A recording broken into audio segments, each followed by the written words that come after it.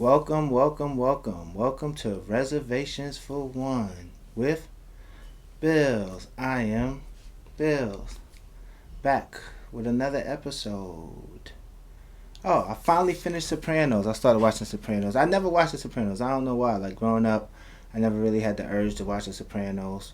I like mobster flicks though. I love mobster stuff, but I don't know. I just didn't watch The Sopranos. So I finally got to a chance to sit down and watch it, and it was a really great show. Like I can see why people love it. It's not better than The Wire though.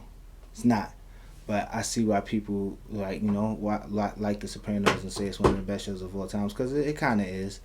And I definitely give it like a 9 out of 10. I heard it's better on the second and third watch, so I'm gonna probably watch it again in a couple months. But Tony Soprano definitely was a bird. Like Tony Soprano was not like he was a terrible leader, terrible person, a terrible. He was a jealous nigga. Like yo, he anytime he helped people, but only if it when it was in his favor. Like he definitely was not a great leader. But you know, a lot of characters like that just he just was so well written though. I think that was like the purpose to show that he wasn't a great person. Like so it was definitely a well written character. Cause my favorite, I'm trying to think who my favorite person on that show. Ralphie was he killed Ralphie over his girl. That's really the reason why he killed Ralphie because he wanted that girl. And but Ralphie was one of my favorites. I hated Chris. I hated Paulie. Silvio's the man. Who else? Damn, what's Furio? I like Furio. Furio is the man, but he wanted to kill Furio. Furio, I'm so happy Furio ain't fuck his wife though. So, but I'm trying to think. Yeah, but Tony is definitely in my top five favorite people on the show. Though I give him that because he was just like a great character. And honestly, it was a not to go all tinfoil, but it was definitely a conspiracy that that HBO killed Tony Soprano because they didn't want him to play no other roles because they wanted him to just be like live as Tony Soprano because if he would have been another actor and did another role it definitely would have took away from him being Tony Soprano. So I could definitely see in HBO like nah, let's get this nigga out of here. We need him to be Tony Soprano for life. So definitely. Oh man, shit. Rest in peace to Gene Hackman. Gene Hackman just died, and it's crazy how he died. Like he was like 95. That's a blessed life though, to live to 95. So it's not like I'm not sad in that aspect because he lived a good life. And but his wife died in the house before him. His wife was like 60, he was 90, and she died like before him. And he got Alzheimer's, so they say he was just like walking around the crib for 5 days, and then he died. But it's crazy. So it's just like really crazy that like he outlived his beneficiary. She can't even get the money now. You feel me? That's what I said about Betty White. I know Betty White outlived many of her beneficiaries. And but it was a tragic situation. Shout out to Gene Hackman. And what else been happening lately? I think I seen something. Did I talk about Luka on the Lakers? I don't think I did. Like that's crazy. That right there was crazy. Luka going to the Lakers is crazy. They still not gonna win a chip though this year, but definitely next year. That was crazy. What else am I talking about?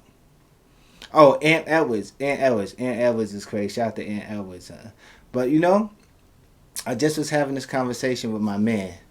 You gotta limit the amount of things that you ain't supposed to be doing, so the amount of things that ain't supposed to happen to you also get limited because people be getting themselves in crazy ass situations and then be wondering why crazy shit happened to them. It's like, dude, when you going to say like, alright, I shouldn't be doing this, and if you are doing it, a lot can backfire. You got to really go like risk versus reward. Like, what is the most I can gain from this?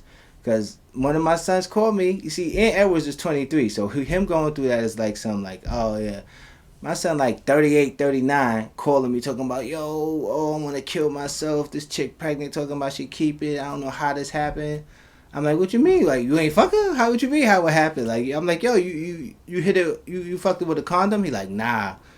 I'm like, you nutted enough? He like, yeah. I'm like, that's how it happened. Like, what you mean? Like, talking about, oh, and it's just like, at his big age, I just feel like you should just be like, way more aware of like what the fuck you doing, like what, like that's like a young person mistakes. That's why I didn't even want to hear it. Like I don't know, like lately I just been having a low tolerance for bullshit.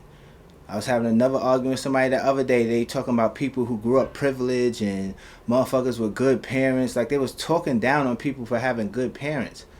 I'm like, are you stupid? Like, are you stupid that you would talk down on somebody for having a good upbringing? Like, will you want people to struggle? Don't you want your? I'm like, you got kids. You want your kids to be able to say they had a good upbringing. It's like people brains just be fried. It's like they want everybody to go through struggle that they went through. I wish I never had to go through a struggle day in my life. I wish no one. I wouldn't wish struggle on nobody. Like I wish that my parents were super rich. They paid for me to go to school, helped me get a job, and I just on my way. You feel me? I wish I never had to do anything that I had to do to fend for myself. You know, and so we just got to get that mindset out. That people gotta struggle, that you struggle and make you real of a person than somebody else, or you struggle and make you like what you got more legit. Like yo, it's like as long as you happy in life and you could feed your family and you could feed yourself, you good. Don't matter how you got there. Like yeah, some people, everybody path different. So if you struggle more than somebody and you feel like you better than them because you ain't have to go through struggle, it's like bro, that's the way it's supposed to be because you want to make your kids struggle. And I hate people who do stuff like that. Say they want their kids to go through struggle. They don't want their kids to. I don't want my kids to go through no hard times. The only thing they got to worry about is if I'm going to be around or not. You know? But, you know, oh, another thing I was thinking about the other day. AI is getting out of control. AI is definitely getting out of control. You know, people who've been watching this podcast since day one, 2018, I've been speaking about me versus technology. I hated technology. I hate computers. I tried my hardest to get people to not get so technology because I even said that we need to go back to ancient times. Like I feel like I thought technology was going to hit a peak and then it was going to crash and then we was going to go back to where we would have to hunt for food and shit like that. But it just seems like technology just going getting more and more advanced, and it's almost to the point where people don't do nothing for themselves. Like we not even thinking for ourselves, we not learning for ourselves. People that's in school using AI to answer every test. It's like goddamn, you can't even get sick. Your doctor ain't gonna know what to do. Soon AI is gonna create robots that operate on us just robotically on their own, and then and then like it's crazy. I might have to delete all the stuff I'm saying because when that happens, it's like the robot's gonna check your whole thing. Like, did this guy ever speak bad about robots? Kill him. Like I'm going in because I broke my finger, and now they go tell my family like he didn't make it. Like well, he just broke his fingers, bro. Because robots is out here definitely taking over. But we definitely got to be mindful of society, of the things we do. Like I still try to go shopping as much as possible in stores. Anything I could get that I don't gotta order, I go and get in person. I still go in stores because all of the stores are closing are not a good idea.